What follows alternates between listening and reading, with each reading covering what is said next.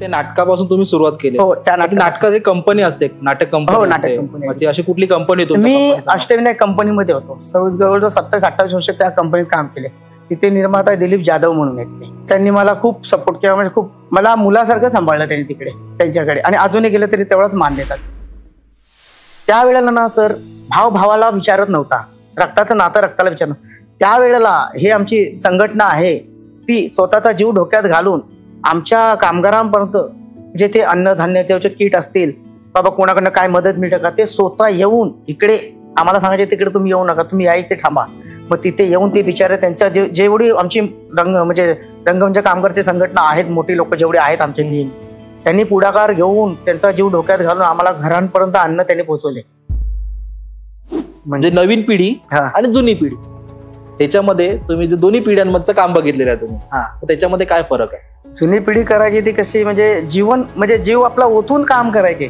आताचे तेवढे नाही करत. म्हणजे आताचे जे आहेत ना, ते फक्त स्लिप टाकून, पहिल्यांदा कसं एकदा पाठांतर केलं की ते बरोबर त्यांच्या कंटिन्यू लक्षात राहतं आणि त्या हिशोबाने ते करतात. आताचे कसं थोडं बघितलं की लगेच थोडंसं, म्हणजे त्यांना एवढं नाही, मला तर वाटतंय त्यांना.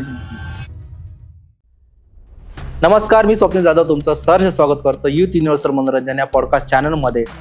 तर आजचे आपले पाहुणे आहेत नरेश पिसाटजी. तर यांच्याबद्दल जाणून घ्यायचं झालं तर आपण सर्वांनीच एक आर्टिस्टला, एका कलाकाराला समोर कॅमेरासमोर काम करताना बघितलेलं आहे. पण एखादा बॅकग्राऊंड जो आर्टिस्ट असतो त्याचं काम काय असतं, जो बॅकग्राऊंडला जे पूर्ण सांभाळतो त्याचं काम काय असतं, हेच काम आपण त्यांच्याकडनं जाणून घेणार आहोत. आणि त्यांची जी जर्नी आहे, लाईफ जर्नी आहे, ती कशा पद्धतीने होती, त्याचे कशा पद्धतीने कुटुंबावरती त्यांच्या काही संकट आली होती, ज्या कोरोना काळामध्ये त्यांनी कसे एकमेकांना सहकार्य केलं, त्याच्यानं संस्थेने कसे कामं केली होती, ह्या सगळ्या पद्धतीची माहिती आपण त्यांच्याकडनं जाणून घेणार आहोत. तर नरेश पिसाट सरांचं मी स्वागत करतो.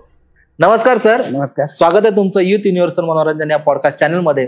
तुमच्याबद्दल आम्ही बरेच काही ऐकलेलं आहे, तुमच्या सहकार्याकडनं ऐकलेलं आहे. असे काही कलागुण जे तुमच्यामध्ये अवगत आहेत लहानपणापासून, किंवा तुम्ही ज्या क्षेत्रामध्ये आहात त्या क्षेत्रामध्ये, त्याबद्दलची माहिती ती आमच्यापर्यंत पोहोचली, ती आमच्या प्रेक्षकांपर्यंत पोहोचावी, यासाठी आज आम्ही तुम्हाला गेस्ट म्हणून तुम्हाला बोलवलं आहे. तर नरेश सर, तुमचं मी मनापासून स्वागत करतो. तर हा माझा पहिला प्रश्न असा आहे की कसा होता तुमचा प्रवास? तसं सांगायला बघितलं तर मी एवढा आनंदी होतो की कधी मी जातो, माझं म्हणजे असं कोणी एवढं हे केलं नव्हतं. आणि तुम्ही करतो बोलल्यावरती माझ्या घरातले पण एवढे खुश झाले, आनंदी झाले की मला ते तयारी करायच्या मागेच लागले माझी, बाबा आता जायचंय करून त्या हिशोबाने. आणि मग ते माझ्या मुलांनी मला इथे येऊन गाडीवर सोडलं वगैरे. आता मला खूप आनंद झालेला आहे त्याचा. म्हणजे आता तुम्ही बघितलं आमचा स्टुडिओ जो आहे, त्या स्टुडिओमध्ये आल्यानंतर तुम्हाला आठवलं असेल की तुम्ही जे काम केलेलं आहे. हो. मी प्रेक्षकांना अजून सांगितलं नाही तुम्ही काय काम केलेलं आहे आणि काय काम करता. पण आता तुम्ही जर आलात आमचा स्टुडिओ बघून तुम्हाला कसं वाटलं, की आल्यावरती काय अनुभव आला तुम्हाला? तर खूप छान वाटलं असं इथे येऊन, की म्हणजे ते बरंच तुमचे, म्हणजे तुम्ही खूप म्हणजे बऱ्याच जणांच्या मुलाखती वगैरे घेता, मी बघितलेलं पण आहे ह्याच्यातून. म्हणजे मला खूप बरं वाटलं इथं आलं. म्हणजे एवढं विसरून गेलो मी की मी आता काय बोलू आणि काय नाही इथं आलो, कारण मी एवढा अजून खुश म्हणजे आनंदामध्ये आहे. आतून खूप आतून हे आहे. कारण की तुम्ही एवढ्या मोठ्या लोकांसोबत जे काम केलेलं आहे, ते काम कशा पद्धतीचं होतं, तुम्हाला ती प्रेरणा कशी मिळाली? म्हणजे जी बॅकग्राऊंड आर्टिस्ट जो असतो त्या गोष्टी सुरुवातची प्रेरणा कधी मिळाली सुरुवातीची? कसं आहे सर, मला पहिलं असं वाटायचं काम करावं फिल्म मध्ये वगैरे, असं खूप वाटायचं. आणि मी एलपीस्टनला राहत होतो, आमच्या बाजूला सितारा स्टुडिओ होता, त्याच्या बाजूला एक नाट्य संपदाचं गोडाऊन होतं. ते बाबा फणशीकरांचे नाटक चालवायचे तिथे. तो मी नव्हेच, त्याचे जे काम करणारे जे लोक होती ते आमचे खास होते, म्हणजे चांगले, आमचं रोज येणं जाणं बोलणं. कधीची गोष्ट आहे? त्याला आता बरेच, मी इकडे येऊन डोंबिवलीमध्ये मला 12 वर्ष झाली, त्याच्या आधीची गोष्ट आहे. 12 वर्ष झाली म्हणजे 2000 ची गोष्ट असेल. 2000ची गोष्ट असणार ती. तर ते आमच्या बाजूला होते ना, तर ते नेहमी असे बोलायचे ना, नेहमी इथे शो आहे तिथे शो आहे. शो म्हणजे काय असतं नक्की? नंतर ते म्हणाले एक दिवशी शिवाजी मंदिरला प्रयोग होता त्यांचा, तेव्हा मी असंच गेलो, नाटक काय असतं, तेव्हापासून मला कळालं नाटक काय असतं ते.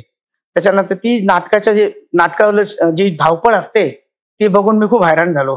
पण कष्ट आहेत त्याच्यामध्ये, पण एवढे मजा येते त्याच्यामध्ये भरपूर. कारण कसं होतं, 4-5 माणसं एकत्र येणार, तो रंगमंच फिरता रंगमंच होता.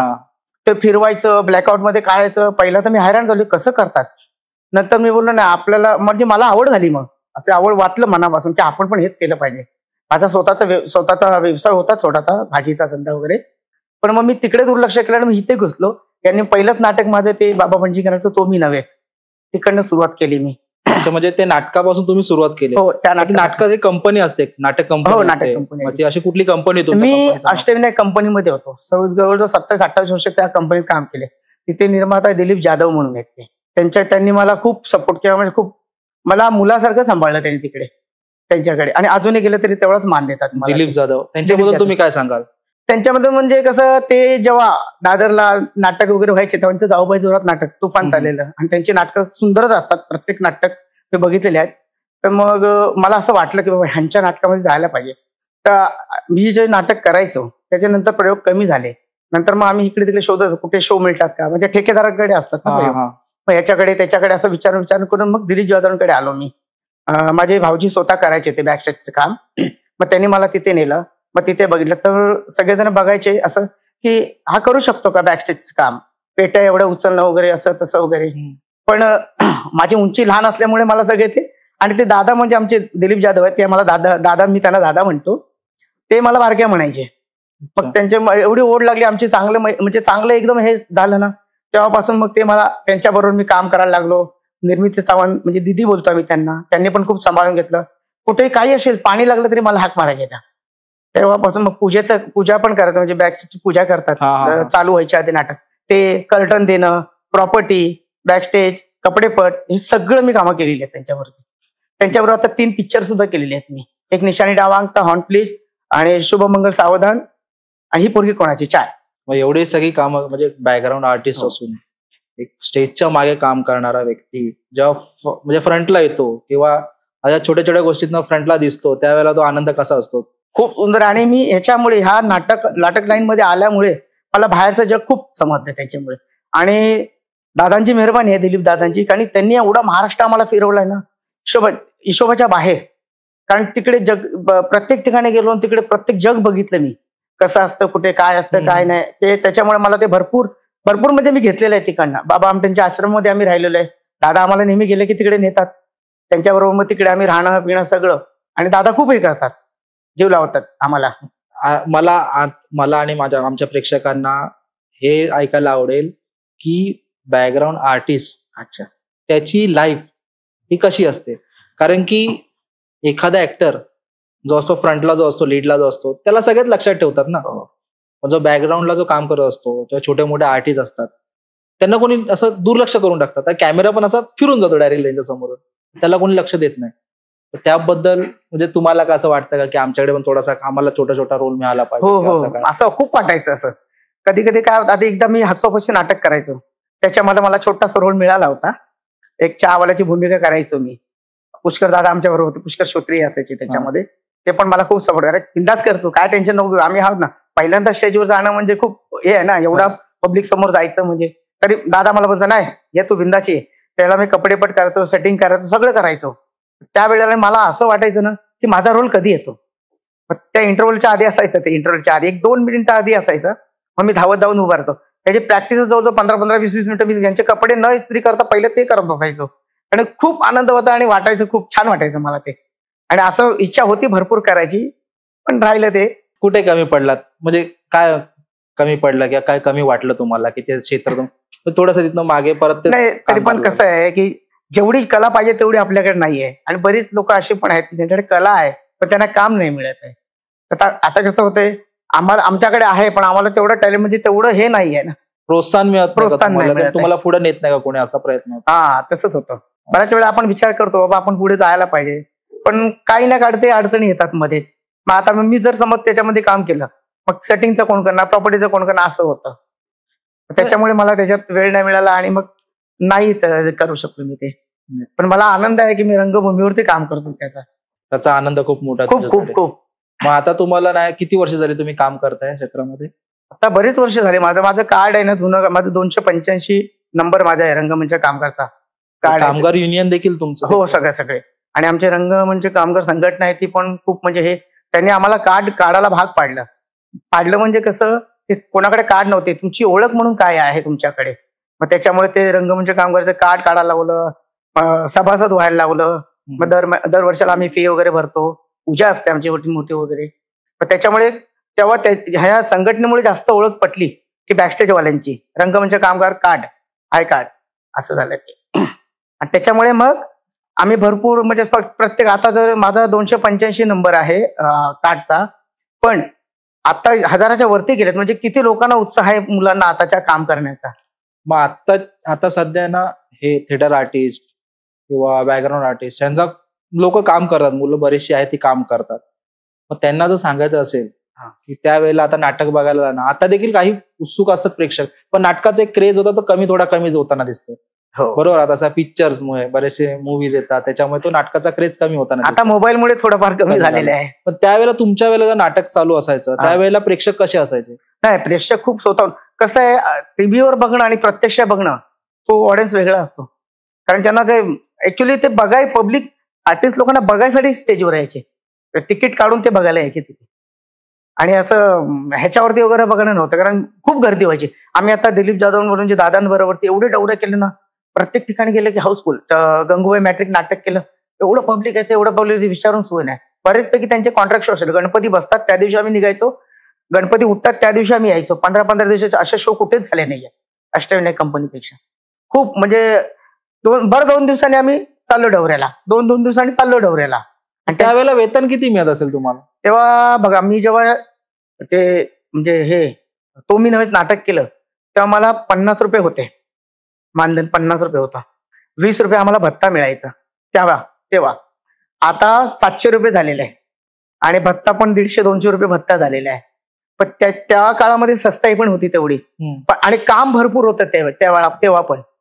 आणि आता पण असं काम आहे, पण त्याच्यापेक्षा जास्त आता काम वाढले. कारण नेपथ्य कसं जास्त, आता कसं डिझाईन जसं आताच्या ह्याच्यामध्ये कसं जास्त चांगलं दिसेल तसं करत असतात नेपथ्यकार. कारण त्यांना पण असं वाटतं की बाबा जास्त चांगलं असेल तर पब्लिक बघायला येतं आणि कसं आवडतं, नेपथ्याला पण बक्षीस वगैरे मिळतं. तर त्या हिशोबाने ते आता करतात वगैरे त्यांचे. पण कसं होतं, काय काय आता वस्तू म्हणजे सेटिंग मध्ये बनवतात ना, नाजूक असतात. मग त्या उचलणं पहिले जे आम्ही किती 3-4 माणसामध्ये कामं करतो, आता त्याच नाटकाला जवळजवळ 6 ते 7 माणसं लागतात असं होतं. आणि त्याच्यामध्ये कसं होतं, कधी एखादा वॅक्सिन आला नाही, काही प्रॉब्लेम आला नाही, मग ते काम 6 जणांवरती पडतं. मग त्याच्या वेळेला मग ती धावपळ वगैरे, मग ते कुठे काय घरात फुटलं ते बघावं लागतं. ह्या सगळ्या गोष्टी होतात त्याच्यामध्ये. आणि मग काय करायचं आता असं होतं. चॅलेंज येतो का तुम्हाला? चॅलेंज असतो की आता जर आपल्याकडनं ही गोष्ट राहिली का तुटले तर मग ते कसं सॉल्व्ह करता? मला असं समजलं होतं की नाटकामध्ये म्हणजे आपण एक मिनिटाचा खेळ आपल्या आयुष्यामध्ये प्रत्येकाच्या चाललेला असतो, पण नाटकामध्ये सेकंदाचा खेळ असतो. हो, आता तसं कशा पद्धतीचा असतो? आता कसं आहे, एखादं नाटक म्हणजे ह्याचं असेल, चेंजिंग नाटक असेल, तर त्यावेळेला आमची खूप म्हणजे धावपळ असते त्यावेळेला. म्हणजे आम्हाला, तुम्हाला सांगतो ना, आम्हाला चहा प्यायला पण वेळ नसतो. सुरुवात लावल्यापासून जे संपेपर्यंत नाटक अजिबात, इंटरव्हलला थोडासा मिळाला तर वेळ, त्याच्यानंतर नाही. म्हणजे आता हे 2-3 सेकंड मध्ये जर चेंज करायचं असेल तर ते आम्हाला मिनिटं दिलेली असतात, किंवा ते म्युझिक वाजते वगैरे काहीतरी, तर त्या मिनिटामध्ये ही खुर्ची, हे टेबल काढायचं, त्या टायमाला ते आणून ठेवायचं. ब्लॅकआउट, शिवाजी मंदिर एवढा ब्लॅकआउट असं काहीच दिसत नाहीये. मग आम्ही त्याला रेडियम लावून ठेवायचो खाली, त्या हिशोबाने तरी ठेवायचो. परत ते बरोबर ऍडजस्टमेंट करावं लागतं. कधी कधी असं आमच्याकडनं पण चुक्या झाल्या की लाईट येतो आणि आम्ही लाईटवाला लाईटच्या हिशोबाने काम करत होतो, विचारत त्याच्याने करतो, बघत असतो की जर चेंज होत नसेल तर आपण थोडं थांबू. पण काय काय वेळेला कसं, नवीन माणसं असल्यामुळे काय होतं, थोडंफार मग त्यांनी लावलं की नाही, आपण फ्लॅट लावले, नंतर आपण त्यांनी लावलं की नाही ते बघायसाठी आम्ही आतमध्ये घुसतो, मग ते वाचकलं जातं. असा प्रकार होतो त्याच्यामध्ये खूप. आणि त्याच्यात खूप अटापटीचं म्हणजे हे असतं, भरपूर मेहनत असते त्याच्यामध्ये. एखादा जर सेटअप लावायचा असेल नाटकाचा तर तुम्हाला किती टाइम लागतो? तरी आता समज 4:30चं नाटक असेल तर आम्हाला कमीत कमी आम्ही 12 वाजता थिएटरला पोहोचतो. त्याच्यानंतर मग प्रत्येक आम्ही 4 जण असले बॅकस्टेजवाले, मग ते जेवायला वगैरे जाणार. मग 1ला आम्ही सुरुवात करतो. टेम्पो असेल, आता गडकरी म्हणजे ठाण्याचं थिएटर गडकरी, तर तिथे असेल तर मग ते खालून सामान, टेम्पोतनं सामान वरती घ्यायचं, वरून घेतलं परत वर ठेवून परत मग आतमध्ये न्यायचं. म्हणजे 2 माणसं आमची जातात खाली, 1 जण टेम्पोत जातो, 1 जण खाली राहतो, आणि 1 जण वरती, 1 त्याच्या वरती तिकडे असतो, म्हणजे तो आतमध्ये न्यायला. त्याच्यामध्ये आम्हाला भरपूर टाइम जातो. कारण आमचे कधी संध्याकाळ, मग कधी ते नाटक 4 वाजेपर्यंत आम्हाला कसं पण करून ते रेडी करायचंच असतं. मग ते मॅनेजर वगैरे, बाबा काय अजून नाही लागलं, नाही नाही आता होईल दादा, होईल होईल लगेच काय. मग ती धावपळ करावी लागते, एवढी करावी लागते. त्याच्यामध्ये कसं होतं सर, की कोणी जर जुनी माणसं दिली, जुनी माणसं 2 असतील आणि नवीन जर 2 असतील, आता नवीनला आपण काही बोलू शकत नाही, कारण कसं त्यांना काही माहितच नाही त्यातलं. एक्सपिरियन्स नाहीये त्यांना. हा, त्यांना त्यातलं काही हे नसतं. पण काय होतं, बाबा तुम्ही मला तिथे आणून दिलं स्टेजवरती, बातमी लावतो. पण आणताना पण प्रॉब्लेम असा होतो, राईट साईड लेफ्ट साईड त्या विंगेवरती ह्याच्या फ्लॅटांवरती हो. नाव असतात. आता त्याला सांगितलं पहिल्या विंगेत ठेवतो, तो राईट साईड बोलला ती कुठल्याही विंगेत एका ठिकाणी ठेवणार. मग ती धावपळ होते आमची खूप. त्याच्यामुळे काय काही झालं ते ओरडा आम्हालाच मिळतो नवीन माणसं असल्यामुळे. विचारायचं अशी म्हणजे एवढा कमी पगार, हा. एवढी धावपळ, एवढी सगळी मेहनत आणि त्याच्यामध्ये घर सांभाळणं. बॅकग्राऊंड आर्टिस्ट जो आहे तो कसा पद्धतीने घर सांभाळतो आणि तेवढे सगळं तुम्ही आता दौरे जे आहेत एवढ्या कमी पगारामध्ये तुम्ही जी कामं केलेली आहेत आणि मोठे म्हणजे 2-2, 3-3 दिवस घरामध्ये नाही, घराच्या बाहेर, म्हणजे घरावरती काय परिणाम होतो? कुटुंब कशा पद्धतीने तुमच्याकडे बघतं? नाही, आता काय कसं त्रास आपल्याला पोटाची भूक आहे तर जायलाच पाहिजे. कारण कसं आता आमचं शिक्षण कमी असल्यामुळे आम्हाला नोकऱ्या नाहीत, काही नाही. त्याच्यामुळे मग प्रयोग लागले, मग 4-5 प्रयोग एकदम असतील तर बरं वाटतं. मग त्याच्यावरती ते आल्याच्या नंतर मग तेव्हा सस्ताही होती, तर त्या हिशोबाने मग भाडं, मग बायकोला पैसे दिल्याच्यानंतर मी त्याच्यातच ती सगळं हे हे करते. मग त्याच्यामुळे मग ते भाडं बिडं हे ते सगळं करून आम्ही 4 दिवसासाठी नवरा बोललो, आम्ही खुश असतो की महिन्याचा शो आहे, म्हणजे महिनाभर आम्ही बाहेर होतो असं. मग ते तिकडनं आल्याच्या नंतर ते बरं वाटायचं. मग आता तेव्हा सस्ताही होती म्हणून तेवढं चालत होतं, पण आता नाही. आता महागाईच्या दृष्टीने नाही तेवढे 1000-10,000 पण परवडत नाहीये. तुम्ही बघा, पहिले सस्ताही होती तर 25 रुपयात जेवण मिळायचं आम्हाला. आता 150 रुपये गेलं तर नाही. अशी एक गोष्ट आहे, मी तुम्हाला सांगू इच्छितो. आम्ही गोपाळ नाटक घेऊन चाललो होतो. कुठलं? गोपाळ अंकुश दादांचं, अंकुश चौधरी. आणि हे अष्टविनायकचंच नाटक आहे ते. तर एक वेळेला आम्ही गोव्याला चाललो, गोव्याला नाही, कणकवली ह्या साईडला चाललो होतो. आणि आमच्या एक श्यामच्या मम्मीची बस पण निघाली होती तिकडून. तर 2 नाटक ते आम्ही सामान घेऊन चाललो होतो. तर आम्ही काहीतरी हॉटेल होतं तिथे थांबलो होतो जेवायसाठी. तर अंकुश दादाने तिथे गाडी थांबवली जेवायसाठी. तर तिथे जेवणाचं जवळजवळ म्हणजे व्हेज थाळीच 250 रुपये होती आणि आम्हाला भेटायचे किती 150 रुपये तेव्हा. तर 250 रुपयाच्या जेवणाने नेणार काय आणि हे काय करणार. तर आम्ही गाडीत बसलेलो मी भाकरी आणि आपल्या सुकाजवळ वगैरे आणायचं. त्या दिवशी लेट झाला, त्याच्यामुळे बायकोने मला म्हणजे तिलाच बोललो, लेट होतो तू नको देऊ, मी जातो असाच. मी आलो आणि अंकुश दादा कधी कधी यायचा माझ्याकडे, म्हणजे मला बोलायचं, मला पण ते आवडतं त्याला. अंकुश दादा, संजय खापरे, नाहीतर रमेश वाणी, हे सगळे आमच्या बरोबर म्हणजे कसं आम्ही एकदम म्हणजे फॅमिली सारखं राहायचो. तर ते आम्ही एकदा तिथे गाडी थांबली. गाडी थांबल्यानंतर आम्ही उतरलो नाही बॅकस्टेजवाले, कारण कसं होतं आम्ही घरात निघताना जास्तीत जास्त 20 रुपये 25 रुपये घेऊन निघायचो, कारण तेवढा पैसा नसत आमच्याकडे. सगळे बॅकस्टेजवाले की बाबा गाडीला भेटले बस झाले, तिकडे बघू नाश्ता बिष्टाचं, कारण थिएटरला गेलो ना आम्हाला आमचे मालक आहेत ते नाश्ता वगैरे सोय करायची. तर आम्ही जाऊया म्हटलं. तर कोण डबा आणायचा, कोण आणायचं नाही. मग आता काय करायचं. आता आम्ही तिथे थांबल्याच्या नंतर दादा वगैरे जेवायला गेले सगळे, आम्ही गाडीत बसलेलो आणि आमच्या कोणाकडे पैसेच नव्हते. आता करायचं काय. तर आम्ही बसून मग शेवटी थोड्या वेळाने अंकुश दादा उठून आला. मला तो पण बारक्या बोलायचे, सगळे मला लाडाने तिकडे बारक्याच बोलतात. दादा म्हणाला, का रे बारक्या तू जेवायला येत नाही बोललो दादा मी जवळ भाकरी अंडे खाणे. मग तू मला का नाही दिली आज.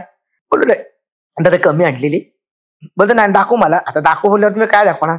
मग बोलतो दादा नाही असं झालं आणि इथे आम्हाला जेवण परवडत नाही, नाईट एवढी अडी आहे. कोण आहेत चल सगळ्यांना बोलो खाली.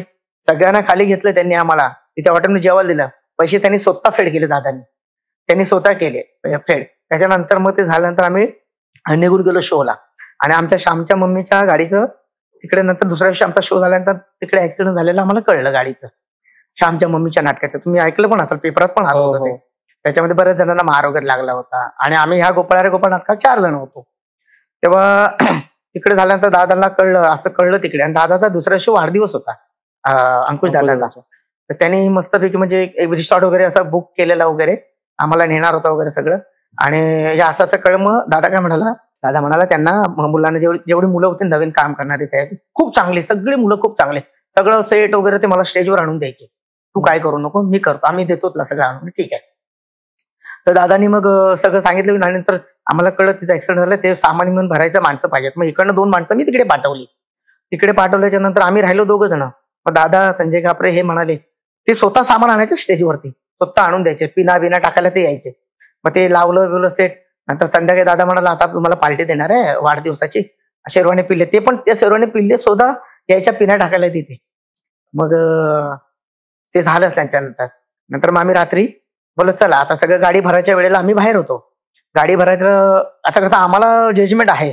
गाडी एकटा माणूस सोडून खालनं एक माणूस 5 फुटाचा फ्लॅट असा उडवतो, तो जजमेंटने पकडावा लागतो. बरोबर. आता कसं होतं सर, नवीन जे आहेत त्यांना काय त्यातली माहित नाहीये, माहिती नाही. पण ते काय होतं, ते म्हणजे हिमतीच्यावर ना भी करणारच असं ते आले. त्याच्यातला एक जण माझ्याबरोबर होता, हेमंत म्हणून एक मुलगा होता माझ्याबरोबर.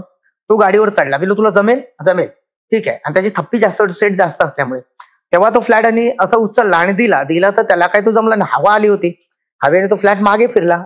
गाडीच्या मागचे दोन्ही दरवाजे असे ओपन होते. तो पडला, नशीब इकडे नाही फाटला, तो खाली पडला. हे दोन्ही त्याचे हात सांड्यातने निघाले आणि एकदम असा कळवळत बसलेला. सगळे कलाकार आमचे उभे होते, बिचार काय करायचं सुचत नाही. सगळेजण म्हणजे असे एकदम ह्याने बघत होते आणि तो असाच पडून होता. आम्ही त्याला हे करतो, काहीच नाही.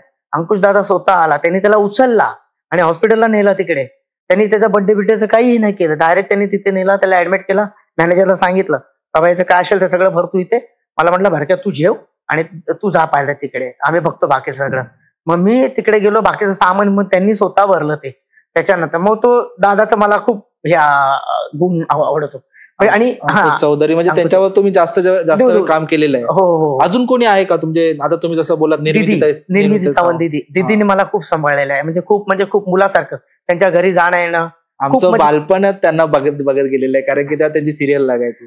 त्या दीदी एवढ्या चांगल्या आहेत ना की मी त्यांच्यावरती बरं अष्टमीची जेवढी नाटकं तेवढी मी त्यांच्याबरोबर केलेली आहेत. कधी असेल तर मला माझ्या घरी पण ते येऊन गेलेले आहेत, नाही असं नाही. काय काय जण येत नाहीत, पण त्या आल्या होत्या. त्यांचं ती एक सिरियल होती ताईंची आणि गंगूबाई मॅट्रिक आणि पॅडी दादाची, त्या दोघांची जी कामं असायची. आम्ही शाळेत आलो, दप्तर टाकली, माहिती आता चाळीमध्ये राहणारे आपण, दप्तर टाकली, टीव्हीचा रिमोट आपल्याकडे, एक तर काय लागणार कार्टून, नाही तर ते. आणि मग घरामध्ये मोहल आता आजी असायची तर ते मोस्टली तेच, कारण की झी मराठी त्यावेळेला खूप चाललेलं. झी मराठी लोक काय बघणार, झी मराठी नाही स्टार प्लस, हिंदीमध्ये बघायचं स्टार प्लस आणि मराठी झी मराठी, संपला विषय. तर त्याच्यावरती ते लागायचं. आणि डीडी सह्याद्री बातम्या 7च्या, तर असं आलं की आम्ही तेच बघायचो. त्यावेळेला जे त्यांचं काम बघितलं, पॅडी दादाची कॉमेडी, अजूनही पॅडी दादा झाला किंवा निर्मिती सावंत झाल्या, यांना आम्ही बघतो जवळून. आम्हाला भेटल्या पाहिजेत, त्या भेटल्या पाहिजेत. एकदा आम्हाला बघून समोरासमोर भेटायचंय आणि तुम्ही त्यांना प्रत्यक्षामध्ये भेटता किंवा त्यांच्याशी बोलता, तर तो आनंद कसा होता किंवा काय असतं त्यांच्यासोबत काम करतो, तुम्हाला कसा वेगळा? खूप. आणि कसं आम्ही दौऱ्याला वगैरे निघायचं असेल ना, तर दीदी स्वतः घरनं डबा वगैरे बनवायचे. त्यांच्याकडे ती नैनाताई वगैरे आहेत, ते स्वतः बनवून द्यायचे डबे वगैरे. मग दीदी अंड्याचे डबे आम्हाला खोलून द्यायचे, घ्या पाहिजे ते खा तुम्ही सगळ्यांनी. आमच्याकडे खूप करायचे ते. आणि एकदा असं तुम्हाला सांगतो, श्रीवर्धनला आमचा प्रयोग होता जाऊबाई जोरातचा. आणि दीदीनं गरम पाणी प्यायची सवय होती, तर पियायचे गरम. तर मी त्यांना गरम पाणी दिलं आणि पाणी ते उकळलं. चेंजिंग नाटक असल्यामुळे मी तिकडे पळालो पटकन. आणि मी नंतर आलो, ते बघितलं मी, तर पाणी उकळतं. तर मी काढायला गेलो, फटकन ते माझ्या तोंडावरती सांडलं, म्हणजे उडालं. तर डोळा माझा एकदम हे झाला. मग दीदींचं गाणं चालू असताना त्या तिकडनं येऊन माझं डोकं मांडीवर ठेवून ते मला हे करत बसले, हवा वगैरे घालत बसल्या. तेवढा त्यांनी डॉक्टर वगैरे बोला आणि लाचचाच सीन चालू होता म्हणा. तो संपेपर्यंत मग लगेच त्यांनी मला ते हवा बिवा घातली वगैरे. म्हणजे माझी आई माझ्या जवळ नव्हती, मला असं वाटलं की माझी आई माझ्या जवळ आहे एवढं. आणि त्या पोरी म्हणजे ज्या मुली होत्या सगळ्या म्हणजे असा घोळका घालून, कोण जेवण भरव, कोण सगळ्या मुली पण म्हणजे खूप कसा सांगायला शब्दच नाही माझ्याकडे. दादा बिदा पण एकदम कासावीच झालेल्या, काय झालं नक्की. मग तेव्हापासून ते पाणी पिणे नाही, गरम पाणी दुसरीकडनं सांगायचे आणायला वगैरे. आणि खूप सगळेजण. त्याच्यामध्ये समीर दादा होता, समीर दादा पण खूप. आणि अजून एक दादा होता, त्याचं मला नाव नाही आठवत आहे. ते सगळेजण बाजूला येऊन समीर दादा असायचा. त्यांच्यासोबत तुम्ही काम केलं? हो, समीर दादा बरोबर केले. आम्ही हे नाटक केलं. आम्ही म्हणजे कसं ते लोक आल्याच्या नंतर त्याचे किस्से चालायचे ना, तर बरोबर भ्रष्टाचारचे किस्से आम्ही काम सोडून त्यांच्याकडेच बसायचो बोलत वगैरे. अरे जावा तुम्ही तुमचे कामं करा. मग ते काम वगैरे करायला आम्ही जायचो. मग दादा असा पण म्हणजे समीर दादा ह्याच्यामध्ये हे पण, आणि बोलता मस्करी करायचा, भरपूर मजा यायची आम्हाला दादा बरोबर. म्हणजे आता जसं समीर दादा जेव्हा बघतो हास्य जत्रा महाराष्ट्राची असते, त्याच्यामध्ये जसा कॉमेडी करतो, रिअल लाईफ मध्ये तसंच आहे का? हो, एकदम फ्री, काहीच नाही. म्हणजे असं आला तर असं नाही, काही जण असे नमस्कार करून लांबून बोलतात. दादा डायरेक्ट असा गळ्यात भेटतो. खूप चांगला दादा, अंकुश दादा, अरुण नलवडे, त्याच्यानंतर बरेच अजून असे कलाकार आहेत, भरपूर. आणि सगळे म्हणजे ना मनापासून. तुम्ही आपले जे कलाकार होते तारे सर, त्यांच्यासोबत तुम्ही काम केलेलं आहे. त्यांच्याबरोबर श्यामची मम्मी नाटक केले. मग किस्सा सांगतो तुम्हाला त्यांच्यासोबतचा अनुभव, कारण की ती व्यक्ती म्हणजे टायमिंग एकदम परफेक्ट टायमिंग, भाषेवरती स्वतःच्या शब्दावरती परफेक्ट कंट्रोल असणारा माणूस तो, आणि प्रत्येकाला आवडणाराच व्यक्ती होता तो. कारण की आता त्या शेवटचा म्हणजे आम्ही येड्यांची जत्रा जो पिक्चर बनवला त्याच्यामध्ये शब्द आहेत, शिव्या आहेत, म्हणजे ऐकताना शिव्या वाटतात, पण ते त्याची फोड करून वेगळाच काहीतरी केले जे लक्षात राहणार आहे. प्रत्येक म्हणजे त्यांचा पिक्चर आहे कुठलाही असो, म्हणजे जे त्यांचं किरदार आहे ते पूर्णपणे जागरूक वाटतं की खरंच तो व्यक्ती आहे. अशा व्यक्तीसोबत तुम्ही काम केलेलं आहे, ते कसं वाटतं? तसं तुम्हाला एक किस्सा सांगतो. कोथरूडला पुण्यामध्ये आमचा एक प्रयोग होता, श्यामची मम्मी, आणि तो प्रयोग चालू असतानाच एक छोटा मुलगा असा स्टेजवरती आला. तर तारे सरांनी बोलले, दरवाजे उघडे ठेवू नका, बाजूच्या घरातली लोक आपल्या घरात यायला लागली मुलं, बाळा काय हवंय तुला?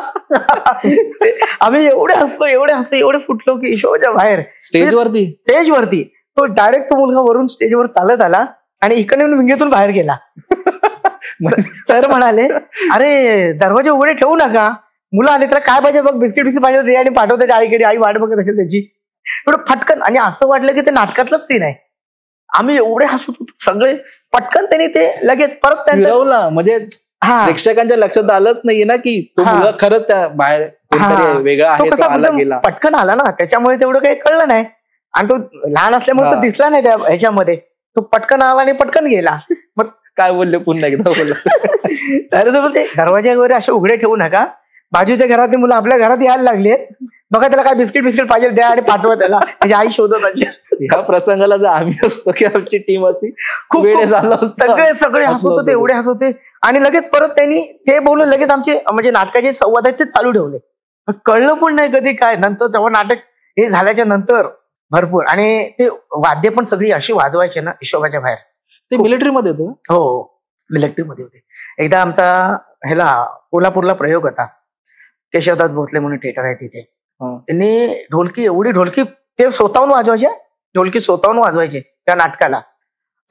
भूषण कडू होता त्याच्यामध्ये, पौर्णिमा होती, त्याच्यानंतर पौर्णिमा आहिरे, रमेश वाणी होते, आणि अजून एक आहेत डोईफोडे म्हणून आहेत ते होते. खूप मजा करायचे नाटकात, एवढी मजा करायचे ना, आणि एवढं नाटक ते लोकांना आवडायचं. श्यामची मम्मी नाटक म्हणजे खूपच अप्रतिम होतं. कोल्हापुरामध्ये त्याचे भरपूर शो लावलेले कोल्हापुरामध्ये. आणि त्या नाटकाला लास्टचा प्रयोग होता आमचा 5चा, आणि तारेंनी म्हणजे आता नाटक थोड्या दिवसांनी बंद करणार, एवढी ढोलकी त्यांनी वाजवली ना, अप्रतिम. त्यांच्या हातातली अंगठी चेपली गेली ना, रक्त आलं तरी पण ते थांबले नाही. एवढं म्हणजे खूप, म्हणजे वाद्य वाजवायला लागले ते माणूस एकदम हेच होऊन जायचा, भारावून जायचा एकदम. आणि त्यांच्याबरोबर ते काम करायला मला खूप मजा आली, खूप म्हणजे खूप. ते मला बच्चू भाई बोलायचे. आम्ही एकत्र, आणि गाडीमध्ये कसं सगळे एकत्र, त्याच्यामुळे मग त्यांच्या बाजूला जाऊन बसणं, मग ते काही सांगतात त्या गोष्टी सांगायच्या, त्यांचे काही किस्से सांगायचे. निर्मिती सावंत पण त्याच्यात दिदी आमच्या, त्या पण येऊन बसायच्या, बस रे इकडे येऊन बस, काय झालं, कुठे काय करतो, काय चाललंय, सगळं म्हणजे ते सगळ्यांना विचारपूस वगैरे करायचे. आता पण जे लोक आहेत मी आता ज्यांच्याबरोबर काम केले ते पण खूप जण आहेत. मोहन वाघ नाही, सॉरी, अमय वाघ वगैरे, हे आता त्यांच्यावर आम्ही हे नाटक करायचो, अमर फोटो स्टुडिओ, त्याच्यामधले पण सगळे कलाकार एवढे चांगले आहेत ना हिशोबाच्या बाहेर. आता ते दुसरं एक त्यांचं नाटक आलंय सध्या. आता मला तब्येत बरी असल्यास मी जात नाही ते नाटकाला वगैरे, म्हणजे आता सध्या बंद केले, जाणार आहे, परत चालू करेल. तर त्यांच्यामधले जेवढे कलाकार आहेत तेवढे पण खूप जीव लावायचे. ते पण डबल शो लावले ना स्वतः याची मदतीला वगैरे. काय जाणे विचारणार, तुम्ही काय खाल्लं का, पहिले नाश्ता करून घ्या, नाश्ता आला तर चहा घ्या, पहिले ते सांगणार. आणि हे जेवढे कलाकारांना मी काम केले, जेवढे कलाकारांना मी नाटकं वगैरे केली, सगळे चांगले, म्हणजे सगळे चांगलेच आहेत तसे. तुमच्या सोबत असा काही प्रसंग घडलाय का, जसं तुम्ही मला सांगितलं सतीश तारेंसोबत झालेला प्रसंग आहे की त्यांच्या पायाला जखम झाली होती, आणि तरी देखील ते स्टेजवर, ते आमचं एक नाटक होतं, साहित्य संघात रिहर्सल चालू होती गिरगावला. तर त्यांच्या पायाला काहीतरी गँग्रीन झालं होतं. तर ते नाटक हे करत होते, आपलं केदार शिंदे सर करत होते ते. तर ते नाटक करत होते, यांना सांगितलेलं तुम्ही आराम करा म्हणून. तर ते आराम न करता डायरेक्ट स्टेजवर आले, पट्टी वगैरे बांधली होती, तरी ते म्हणजे त्यांनी त्यांची भूमिका चालू ठेवली करणं वगैरे. आणि मग ते त्यांच्या पायाला रक्त वगैरे आलं. मग केदार सर म्हणाले, अरे तू असं झालं नाही, कसं तू हे करणार वगैरे. नाही मी करीन. पण केदार सर काय म्हणाले, आता उद्या जास्त कमी काय झालं तर भारी पडेल. त्याच्यामुळे मग ते त्यांना सांगितलं, बाबा तुम्ही आराम करा म्हणून. आणि त्याच्यानंतर मग अंकुश दादाला बोलवून त्या नाटकाचं नाव पण चेंज केलं, गोपाळा ठेवलं मग त्याच्या नाटकाचं नाव. आता त्या नाटकाचं नाव होतं पैसे खाणारा माणूस होता नाटक, काहीतरी असं नाव ठेवलं होतं त्याचं. मग ते सगळे स्क्रिप्ट चेंज झाली. पण याच्यात पण खूप मजा आली. ह्या आता यांच्याबरोबर मी काम केलं गोपाळ नाटकामध्ये, खूप मजा आली. त्याला डान्स बिन्स आणि मजा यायची. उलट डान्स चालू झाला की आम्ही चेंजिंग सोडून मागे आम्ही नाचत बसायचो. ती बॅकस्टेजची वेगळी मजा असते. हो, वेगळी. हे जे जुने आर्टिस्ट आहेत ह्यांना बघून आहे ना असं वाटतं की बाबा हा चित्रपट, तर त्याच्यानंतर अशोक दादा झाले, अशोक मामा आहेत, त्याच्यानंतर सचिन पिळगावकर आहेत. असे बरेचसे जण आहेत की त्यांना बघितल्यावरती वाटतं की हा मराठी चित्रपटसृष्टीला जर कोणी जीवनदान दिलं असेल तर हे लोक आहेत. आणि आता नवीन जी पिढी आहे जी नाटकामध्ये काम करते, जसं अमय वाघ तुम्ही बोललात, आणि बरेच अजून नवीन आहेत जे काम करतायत, त्यांच्यामध्ये काय फरक आहे? म्हणजे नवीन पिढी आणि जुनी पिढी त्याच्यामध्ये तुम्ही जे दोन्ही पिढ्यांमधचं काम बघितलेलं आहे तुम्ही, त्याच्यामध्ये काय फरक आहे? जुनी पिढी करायची ती कशी, म्हणजे जीव आपला ओतून काम करायचे. आताचे तेवढे नाही करत. म्हणजे आताचे जे आहेत ना ते फक्त स्लिप बघून, पहिल्यांदा कसं एकदा पाठांतर केलं की ते बरोबर त्यांच्या कंटिन्यू लक्षात राहतं आणि त्या हिशोबाने ते करतात. आताचे कसं थोडं बघितलं की लगेच थोडंसं, म्हणजे त्यांना एवढं नाही, मला तर वाटतंय त्यांना. मग आता जे काही उत्सुक आहेत जे काम करायला, बॅकग्राऊंड आर्टिस्टला म्हणा किंवा स्टेज वरती काम करणार, लीडला काम करणारे, त्यांना तुम्ही काय संदेश द्याल किंवा काय सांगाल? मी तर म्हणतो ज्यांच्याकडे टॅलेंट आहे त्यांनी पुढे येऊन आपलं टॅलेंट दाखवायलाच पाहिजे. कारण अशासाठी की ज्याच्याकडे काहींकडे आहे भरपूर, म्हणजे जास्त आम्हाला नाही कळत तेवढं त्यांना कळतं. त्यांनी म्हणजे वाटतं त्यांना आपण ह्या क्षेत्रात आपण यायला हवंय, करायला पाहिजे. पण काय वेळेला असं होतं की त्यांना ती ओळख नाही मिळत. असं होतं, ते ओळख नाही मिळत, त्याच्यामुळे तो माणूस पुढे जायला म्हणजे भेटत नाही त्यांना. भरपूर असे आहेत की त्यांना असं वाटतं की आपण पटापट, म्हणजे आपल्याकडे हे टॅलेंट आहे, हे करूया ते. आणि माझंच घ्या ना तुम्ही, मला पण असं वाटत होतं की पिक्चर मध्ये, फिल्म मध्ये, याच्यामध्ये काम करावं. पण ते माझं पण तसंच झालं. मला कोणी म्हणजे सपोर्ट नाही झाला कोणाचा, त्याच्यामुळे ते राहिलं. नक्कीच. आता तुम्ही अशा छोटे छोटे रोल जे तुम्ही केलेले आहेत, लक्षात ठेवणारे रोल पण केले आहेत तुम्ही. आता एक रोल केला होता एक वेब सिरीज साठी, म्हणजे त्याबद्दल तुम्ही काय सांगाल? कारण की आम्ही वेब सिरीज बघितली, त्याच्यामध्ये तुमचा रोल आम्हाला आवडला. जीएमएफ मध्ये मी सिम्पल आहे वेब सिरीज केली होती. त्याच्यामध्ये मला छोटासा रोल, जान्हवी मॅडम आमच्या, त्यांनी मला छोटासा रोल दिला होता त्याच्यामध्ये. पण मला तिकडे एवढा आनंद झाला की मी एवढ्या ठिकाणी काम करू कुठे नाही. पहिल्यांदा माझ्यावरती कॅमेरा लागला. ती शूटिंग आम्ही रात्रीची घेत होतो कोपर स्टेशनला, आणि त्यांचे खूप मनापासून आभार मानतो मी. तर त्यांनी मला तो रोल दिला. तिथे मला त्या रोल बद्दल, म्हणजे त्या रोलसाठी मला त्यांनी हे केलं आणि मला त्या म्हणजे असं समजलं की हा करू शकतो रोल. तो रोल मी केला. ती वेब सिरीज आता ओपन झालेली आहे. जेएमएफ स्टुडिओ बोललात, कारण की आपला जो स्टुडिओ आहे तो त्यांचाच आहे आणि त्यांनी तुमच्याकडे तुमचा जो टॅलेंट आहे ते बघितलं, तसंच आमच्याकडे टॅलेंट आहे ते बघितलं त्यांनी आणि आम्हाला स्टुडिओ उपलब्ध करून देतात आणि दिलेला आहे. तर त्याच्यामुळे तुम्हाला विचारलं, तुम्ही आम्हाला त्याच्यामध्ये दिसला त्या वेब सिरीज मध्ये छोटासा रोल होता. जेव्हा आम्ही विचारपूस केली की हे कोण आहे, ते असेच बोलले की हे आपले खास व्यक्ती आहेत की त्यांनी एक छोटासा रोल दिलेला आहे त्यांना, पण तो रोल पूर्णतः त्यांनी खाल्लेला आहे असं सांगितलं. नाही, मला असं सांगायचं, मला त्यांनी रोल पण दिला आणि तुम्हाला खरं सांगतो मला त्यांनी काम पण दिलं. त्यांचे ते मी स्टुडिओमध्ये काम पण करतो. हो काय? हो. सरांना म्हणजे जान्हवी मॅडमचे वडील आहेत राजकुमार कोल्हे सर, त्यांनी पण मला तिथे काम, आणि त्यांनी मला त्या ह्याच्यामध्ये टॅलेंट आहे असं या हिशोबाने, आणि आता त्यांच्या जेवढ्या म्हणजे काही वेबसिरीज वगैरे येणार आहेत त्याच्यात पण त्यांनी सांगितलं मॅडमने की ह्यांना घ्यायचं म्हणून नेहमी कुठल्याही याच्यामध्ये असेल तर. नक्की. खूप खूप चांगले आहेत ते पण, म्हणजे त्यांचं लक्ष असतं बारीक सारीक, कोण आपलं माणूस पुढे जाईल ह्याच्यावरती त्यांचं खूप लक्ष असतं. जान्हवी मॅडम आणि जसे आपले राजकुमार सर आहेत ते खूप सपोर्ट करतात. खूप म्हणजे असं नाही, ते फॅमिली बोलल्यावरती कसं त्यांच्या घरातला माणूस समजून ते आम्हाला वागवतात. आणि त्यांचं मी खूप मनापासून आभार मानतो. त्यांनी जेव्हा ती मूवीचं पहिलं सुरुवातीला ती दाखवली, मॅडमनी मला जवळ घेऊन सांगितलं की हे आमच्यासाठी खूप महत्वाचे आहेत म्हणून. तिथे मला एकदम मन भरून आले. मी खरं गोष्ट सांगू ना, माझी मिसेस पण त्या ह्याला आली होती. तिला मला टीव्हीवरती बघायचं होतं, पण जेव्हा तिला मी ह्याच्यावरती दिसलं तर ते डोळे भरून आलेले. कारण कुठे नाही, पण मला कोणीने चान्स दिला, म्हणजे एवढं हे नाही केलं, पण मला तो जान्हवी मॅडमनी खूप म्हणजे हे केलं. मला तिकडे खूप भरून आलं त्यावेळेला. आणि सरांची मेहरबानी आहे, त्यांनी सांगितलं नाही हे नाही द्यायचं, आणि त्यांनी माझ्यावर काय पाहिलं ते मला पण नाही माहिती, पण ते जेणेकरून जे मी काय असेल तर मला बोलतात तिथे. आपल्याला तर आहेतच ते सगळे इन्स्पायर करतात प्रत्येक गोष्टीसाठी. तुम्ही करा प्रोत्साहनच करत असतात सर मॅडम ज्या आहेत आपल्या. त्याचबरोबर जसं लॉकडाऊन 2019-20चा जो काळ होता, नाटक तर पूर्णतः बंद होतं, चित्रपट पूर्णतः बंद होते, कोणी कुणाच्या सानिध्यामध्ये नव्हतं ना, बाहेर पडू शकत होतं. मग त्यावेळेला तुम्ही तुमचं घर होतं ते कसं चालवत? कसं आहे, तेव्हा आम्ही कामं तर कोणीच देत नव्हतं.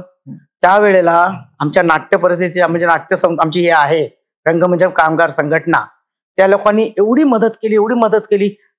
त्यावेळेला ना सर, भावाला विचारत नव्हता, रक्ताचं नातं रक्ताला विचारलं. त्यावेळेला हे आमची संघटना आहे ती स्वतःचा जीव धोक्यात घालून आमच्या कामगारांपर्यंत जे ते अन्नधान्याचे जे किट असतील, बाबा कोणाकडनं काय मदत मिळतं का, ते स्वतः येऊन इकडे आम्हाला सांगायचे, तिकडे तुम्ही येऊ नका, तुम्ही या इथे थांबा. मग तिथे येऊन ते बिचारे त्यांच्या जेवढी आमची रंगमंच कामगारची संघटना आहेत, मोठी लोक जेवढे आहेत आमचे टीम, त्यांनी पुढाकार घेऊन त्यांचा जीव धोक्यात घालून आम्हाला घरांपर्यंत अन्न त्यांनी पोहोचवले. आणि जे काय आहे ते आम्ही त्यांच्यामुळेच आहोत बऱ्यापैकी. कारण अशा वेळेत ती प्रसंग असा होता, त्यावेळेला ती भावाला विचार, मी माझ्या भावाकडे गेलो तर माझा भाव बोलतो, अरे इथे बिल्डिंग मध्ये येऊ नको, तुला काय असेल तर बाहेर मी हे करेन सांगेन. आणि त्यावेळेला एवढं म्हणजे हालातीचे दिवस होते ना, रिचार्ज मारायला पैसे पण नसायचे तेव्हा, कोण काय देतं का ह्या आशेवरच आम्ही जगायचो.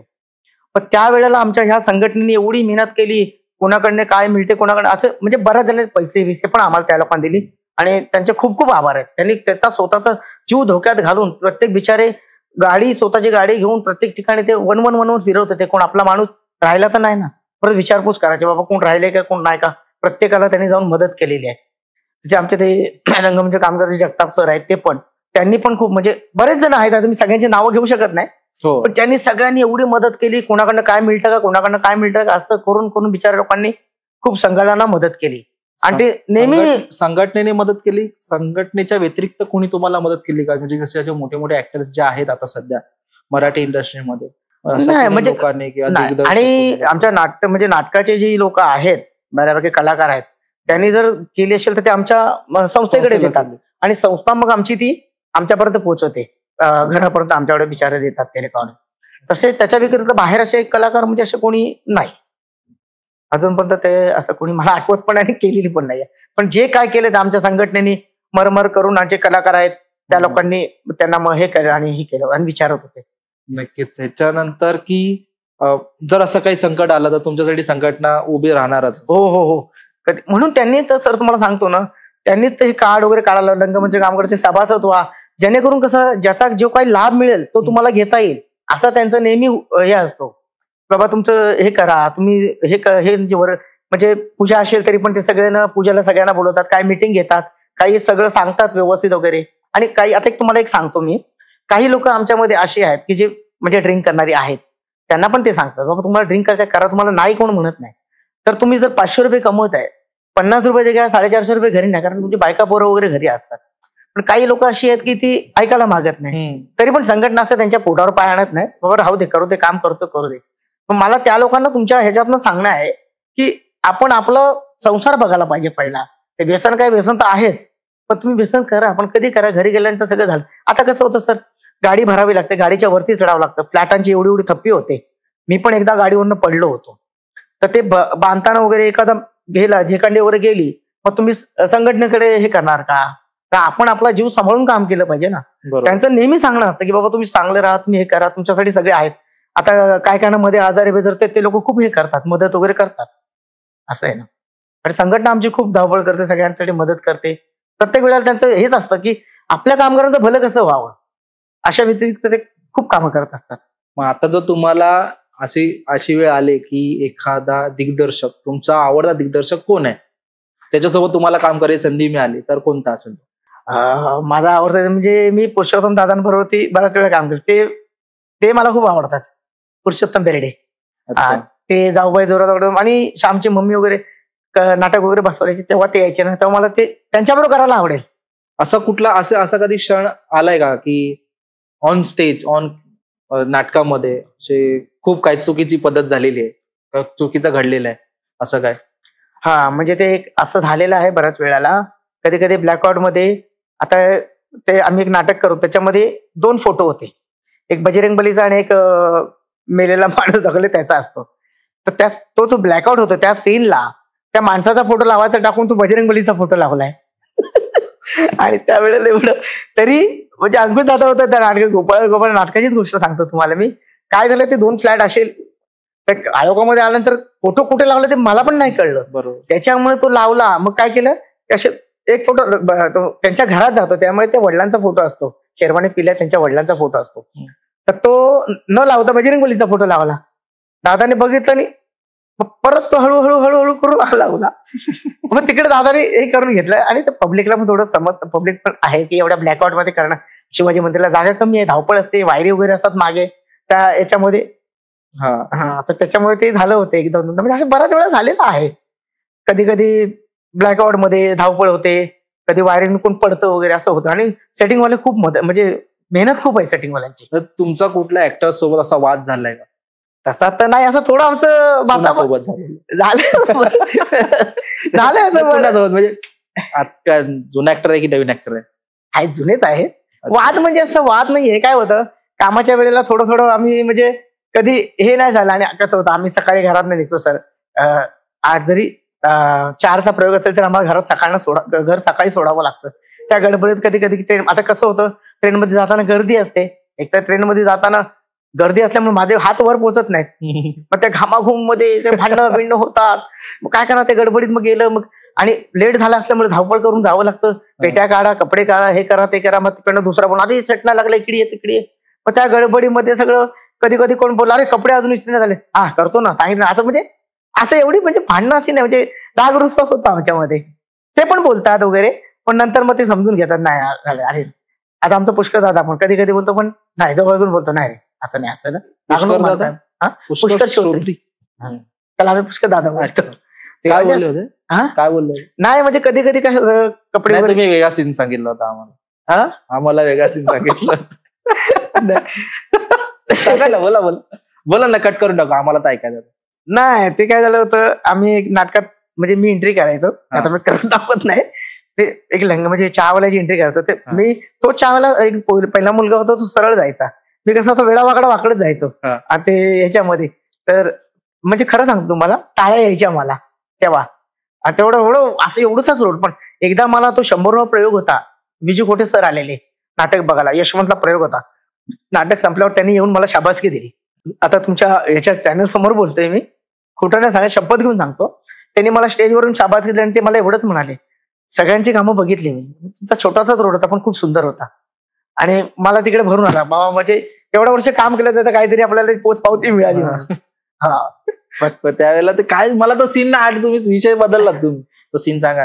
नाही मग ते काय झालं, पुष्कर श्रोत्रीचा जो सीन होता तो मला ऐकायचा, रेकॉर्ड करायचा होता. तो पुष्कर दादा काय म्हणाला, अरे ते तू तसा जाऊ नको, तर मी दाखवू का तुम्हाला. तर ते चहावाल्याचं ना इथेच दाखवा पण. हा तर चहावाल्याची एंट्री कशी करायचं, मी असं चहा घेऊन केली टाळ्या वगैरे यायच्या. तर पुष्कर दादा बोलला, अरे काम कर मारक्या, तू तसा नको जाऊ, ते काम कर, तू सरळ जाता, म्हणजे जसा येत तसा ते.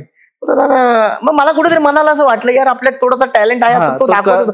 माझं म्हणणं कसं होतं, हसून खेळून राहावं. पब्लिक हसलं तिथं, बघ पब्लिक हसासाठीच येतं आणि 2 तास त्यांचे ते घालवायसाठी येतात.